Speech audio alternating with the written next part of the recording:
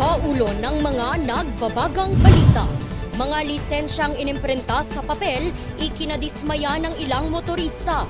LTO nagpaliwanag. Bilang ng mga turistang bumisita sa Cordillera noong nakaraang taon tumaas. Mayamang kultura at mga produkto ng Ifugao ibinida sa Kulbi at Lagawin. Mga paraan upang makaiwas sa parvovirus sa mga alagang aso alamin. At iba't ibang agri-products ng Tagudin, Ilocos Sur, bida sa pagbubukas ng Tikanlu Festival.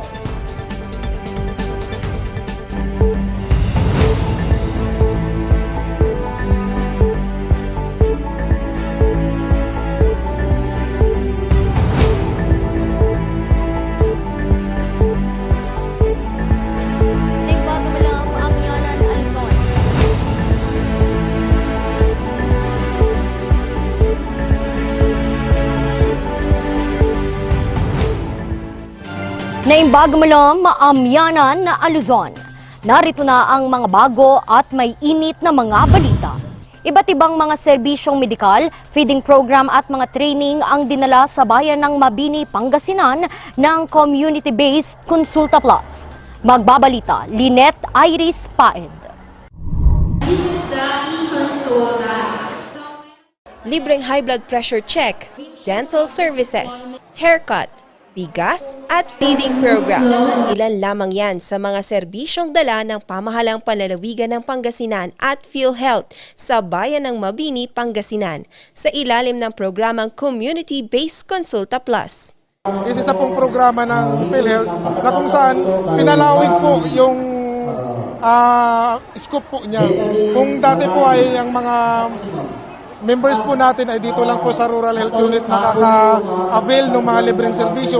Ngayon po pati na po mga iba't ibang health facilities, mapapribado man o mapa-government. Umabot sa 438 na mga residente ang naserbisyohan ng programa.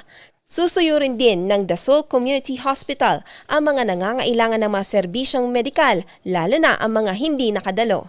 Tayo po ay magkakaroon ng libre pong consultation, libre pong gamot, at mga diagnostics, kagaya po ng mga laboratories at mga x-ray. Available po yan free. At amin pong ibibigay ihahatid sa inyo sa inyong mga bahay. Maliban dito, mas mapapalawig pa ang mga serbisyong hatid ng Dasol Community Hospital dahil sa pakikipagtulungan sa Region 1 Medical Center. Malugod ko pong ipinapakatid sa inyo sa Dasol Community Hospital po every Wednesday. Meron po tayong mga consultants or specialista na manggagaling po ng Region 1 Medical Center. Sila po yung mga anesthesiologists, surgeons, internal medicine at OB, PEDSA. Sila po ay every Wednesday nagbibigay ng libreng serbisyo. Kaya po, kung meron po kayong mga pasyente, dahil po sa nalalapit na mga buwan, malapit na po tayong mag-opera o magkaroon po ng operasyon sa Dasol Community Hospital. Ang Community-Based Consulta Plus ay isa lamang sa mga programa ng pamahalaan na nakatutok upang pangalagaan ang kalusugan ng mga mamamayan. Lynette Iris Paed para sa Luzon Headlines. Higit pa sa doble ang bilang ng mga turistang namasyal sa Cordillera noong nakaraang taon ayon sa Department of Tourism. Magbabalik sa report, Lynette Iris Paed. Baliksigla na muli ang sektor ng turismo sa Cordillera matapos ang pandemya. Sa datos ng Department of Tourism, mahigit 1.2 million na turista ang bumisita sa rehiyon noong nakaraang taon. Ito ay higit na mas mataas kung ikukumpara sa record noong 2021 at 2020 na may pinagsamang bilang ng 753,121. If we have to multiply the warm bodies, average length of stay, and the average expenditure, then the DOT or the tourism sector in the region have contributed 5,148,114,618.08. So Pero ayon sa DOT, posibleng mas mataas pa ang bilang ng aktual na bumisita sa rehiyon kumpara sa kanilang datos. Ito ay dahil nakabase lang ang kanilang datos sa mga establishmento. Umaasa ang DOT CAR na magpapatuloy ang pagsigla ng turismo sa tulong ng bagong Baguio Cebu flight at magandang panahon at klima sa rehiyon.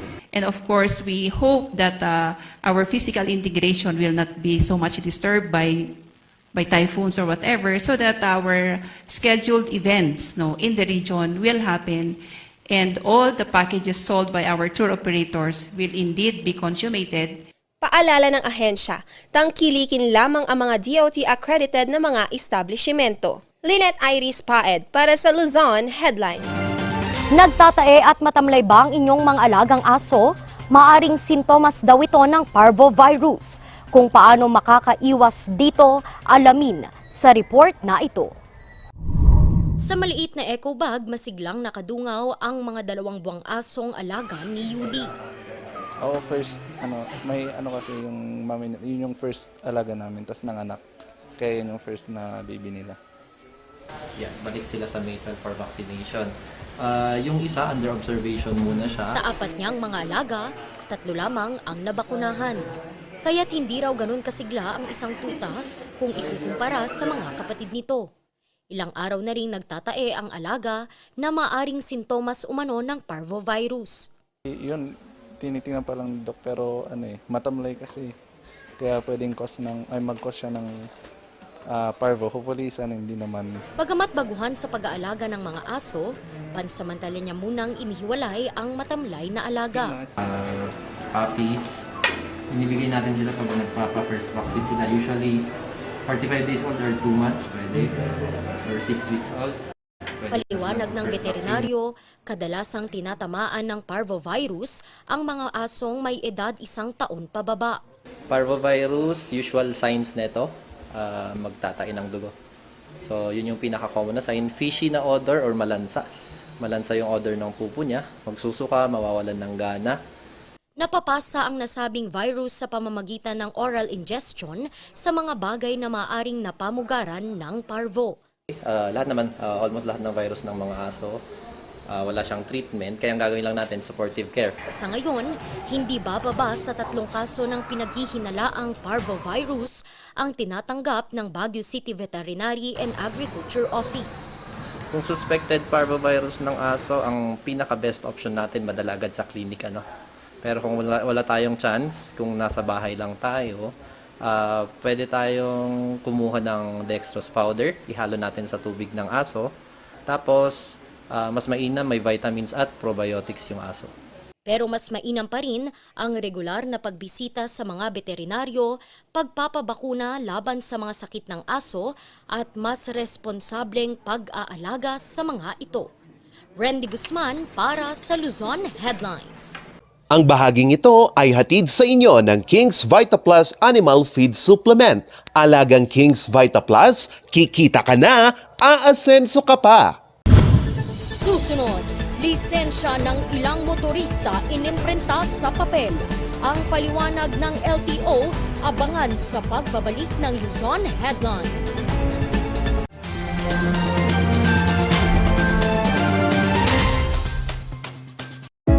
Baboy, baka, kabayo, kalabaw, kambing, manok, lahat ng ito pwede sa King's Vita Plus Animal Feed Supplement. Puno ng essential vitamins, probiotics, calcium at electrolytes. Kikita ka, garantisado at sigurado ang pag-asenso. King's Vita Plus Animal Feed Supplement.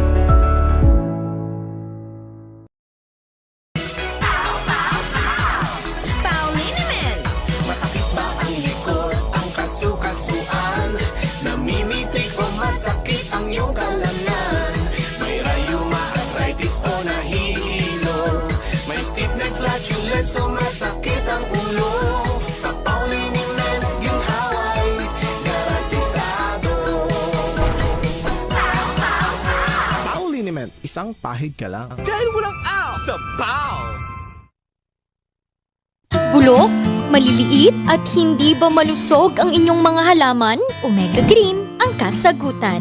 Ihalo lang ang 2 kutsara nito sa isang maliit na container at kaunting tubig. Pagkatapos ay ihalo sa knapsack sprayer at pwede na itong spray sa mga pananim. Meron itong nitrogen, phosphorus, magnesium, copper at zinc na tumutulong sa pagpapaganda at pagpapabilis ng tubo, pagpapanatili ng nutrisyon, mas malagong mga dahon at panlaban sa mga sakit ng mga halaman. Hindi rin ito nakasasama sa kapaligiran. Pwede rin ito sa kahit anong klase ng halaman, mapa highland crops o lowland crops. Omega Green by Encam Agri-Marketing, the ultimate friend of farmers.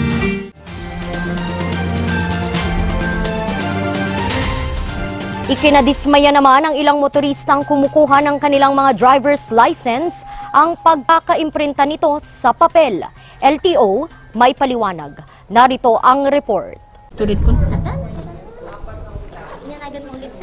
Naabutan naming dismayado si Crisanto sa labas ng opisina ng LTO. Bagamat kasi nakuha na ang kanyang student license, sa papel naman ito nakaimprinta. Mas may metlat tayo plastic. Tanong papel niya? Oray no ipalamin ito, makukwalatan mo, matukulatan mo, karkar no may karga jay walit ta maipi-ipit. Ito rin ang sentimiento ni John Paul na nagpa-renew ng lisensya ngayong araw. Madi ko dapat card mo lang tapnol alisto kung mga maidulin iti wallet kasi dito rin mabring mabasa. Masyado rin daw itong malaki at tila papel lang na maaring aksidenteng maitapon. Paliwanag ng LTO, paubos na raw ang supply ng mga plastic cards kung saan iniimprinta ang mga lisensya. The depleted stock or inventory of a pre-printed form. As you can recall, if you apply for a driver's license, we call these plastic cards. The plastic cards are pre-printed because there are security features embossed within that card. And after processing, we print through laser engraving, we print the details of the applicant in that card. So it would appear that we don't have enough stock. Wala naman daw dapat ipag-alala ang mga motorista, lalo na't mismong ang mga iniimprinta sa plastic cards ang iniimprinta rin sa mga papel na temporaryong lisensya. Hindi pa naman malinaw kung kailan magkakaroon ng supply para sa plastic cards. Once we have the card, ipiprint na naman yung the same na details, ipiprint lang sa card. Ang tina-target is up to June. So, ito lang yung niyan kasi ongoing pa yung procurement. Karagdagang gastos at pagod man ang muling pagbalik sa LTO para dito, titiisin na lamang daw ni Roslyn. Anya ngay anus, awan maaramidan tayo, diya ko nakaroden, awan maaramidan tayo. Samantala, extended naman hanggang October 31 ngayong taon ang validity ng mga driver's license na mag-e-expire mula noong April 24.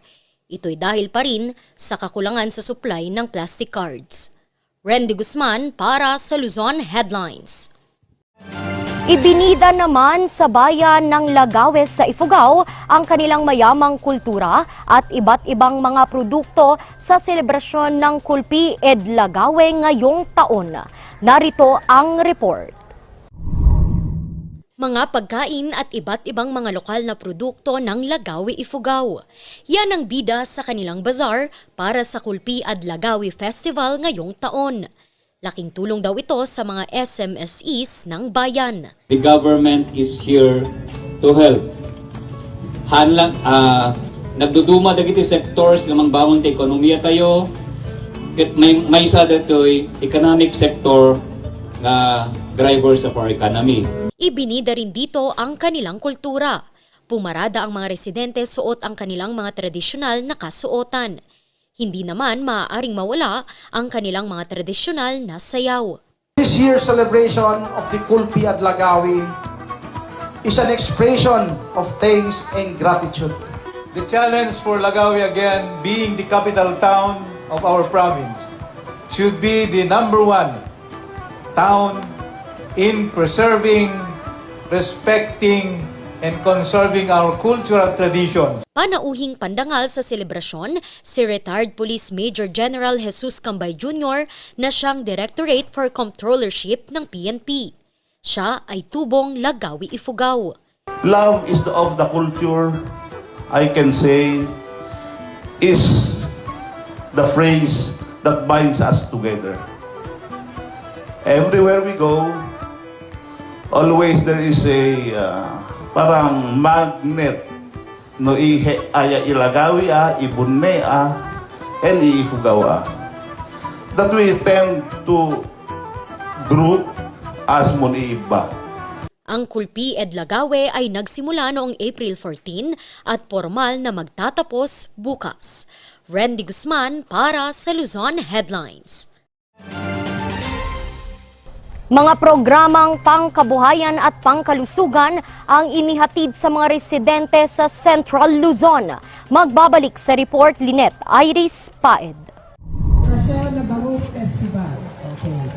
Dirikman ng araw, iniabot pa rin ng pamahalang lungsod ng Dagupan at Bureau of Fisheries and Aquatic Resources ang mga kagamitang pangisda sa 400 mangingisda sa lungsod. Bawat isa nakatanggap ng gill nets at outrigger set. Nakatanggap rin ang mga ito ng feeds at 5 units ng collapsible fish cages. Mga mangingisda mula Barangay Pugaro, Lukaw, Bunuan Giset, Bunuan Binlok, Salapingaw, Kalmay, Karael, Lumboy at Pantal ang nakinabang sa nasabing programa. No, nananantan successful. Successful. Yan umarang pages. Punduan ko. Manapod siyudad, alawang manapod before labat. Manapod siyudad, punduan ko na pages. Maghahatid rin ng technical assistance ang BIFAR sa mga mangingisda upang matiyak ang masaganang huli ng mga ito. 25 hospital beds ang hatid ng Department of Health sa Paniki General Hospital kahapon. Dagdag itong higaan sa pagamutan. Sa Pampanga naman, serbisyo medikal sa mga kabalen mula Lubao, Guagua at Florida Blanca ang inihatid ng pamahalang palalawigan. Higit 700 individual ang nakinabang sa nasabing programa. Dinaluhan ito mismo ni Vice Governor Lilian Nanay Pineda. Nakatanggap ang mga benepisyaryo ng libreng gamot at libreng check-up. Ang nasabing programa ay parte pa rin ng Alagang Nanay Preventive Healthcare Program ng Pampanga. Lynette Iris Paed para sa Luzon Headlines.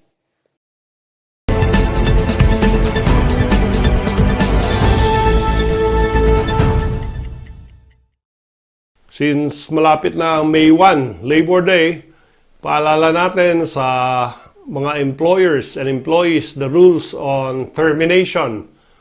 Ang employer po ay kailangan magbigay ng at least 2 written notices sa empleyadong gusto nilang i-terminate sa trabaho. Ang unang notice ay ang formal charge, kung saan mo pinapaliwanag sa empleyado ang reklamo laban sa kanya and kung i-justify niya kung bakit hindi siya masuspindi o matanggal sa trabaho. At ang pangalawa, of course, is the notice of dismissal kung matutuloy yung pagtanggal sa trabaho. Pag ang empleyado ay tinanggal sa trabaho kahit merong grounds for termination, pero hindi siya dumaan dito sa first notice and second notice, ito ay consider na illegal dismissal ng ating National Labor Relations Commission at ang ating Labor Code. And the employee can go to the commission to complain na na-deprive siya ng so-called plant-level due process. So, hindi po automatic na pag meron kang gustong tanggalin na empleyado ay tanggalin mo right there and then. Kailangan you have to go through the plant-level due process. Ito po ay provided for by Article 282 of the Labor Code.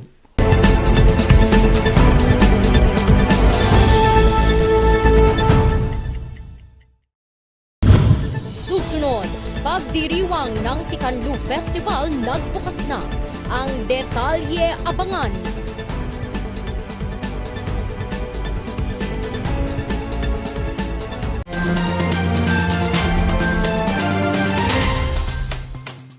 Sa milk tea ng batang 90s, daratating ng itrahay. Ang batang 90s milk tea, di ka magsisisi, promise.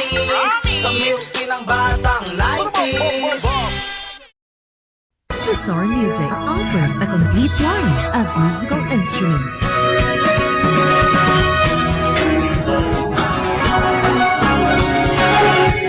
Bizarre Music, Baguio's pioneer in online music and art lessons.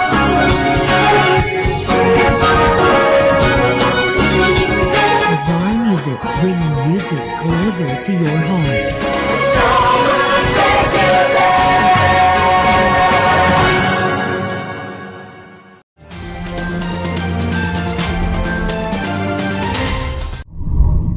Tulong Pola! Tulong Pola!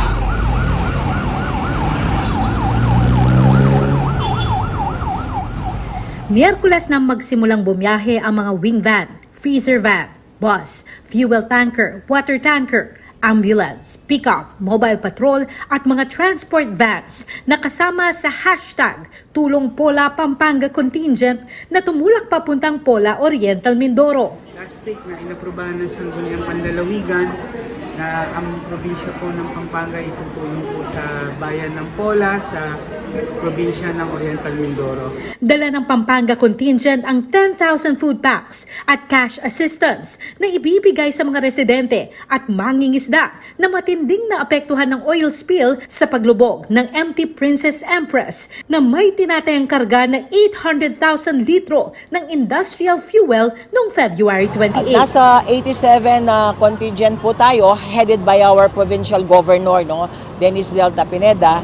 And then may mga kasamahan po tayo sa PDRIM-O, and then sa PSWDO, sa PIO, sa GSO, sa Treasurer's Office, and then may kasama din po tayong mga kapulisan at sa HPG po. Kasi po ang mga Pampangan ito, kung likas na tumutulong sa mga